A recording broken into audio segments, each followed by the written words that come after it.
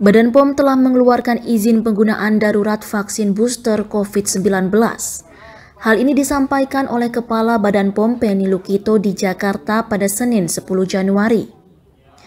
Menurut Kepala BPOM, vaksinasi booster dibutuhkan sebagai upaya percepatan penanganan pandemi COVID-19.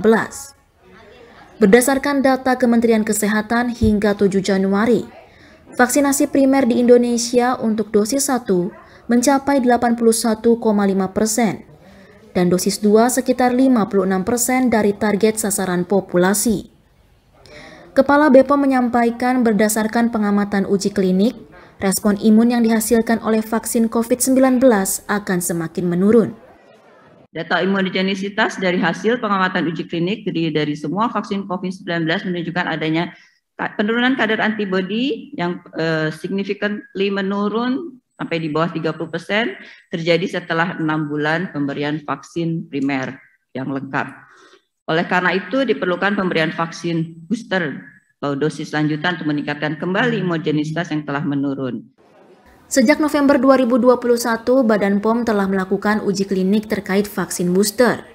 Hasilnya, ada 5 jenis vaksin COVID-19 yang mendapatkan izin penggunaan darurat sebagai vaksin booster.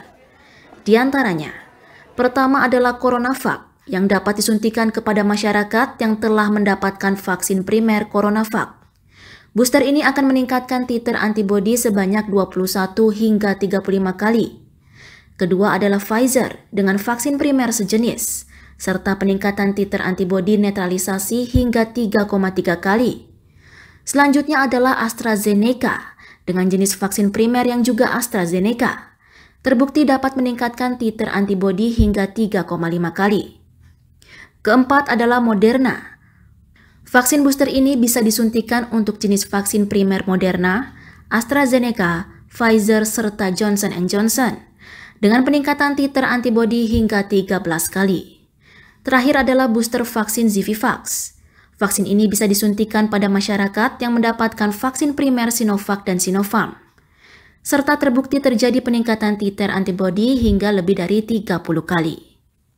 Saat ini Badan POM masih melakukan uji klinik terhadap vaksin lainnya yang dapat dijadikan sebagai booster.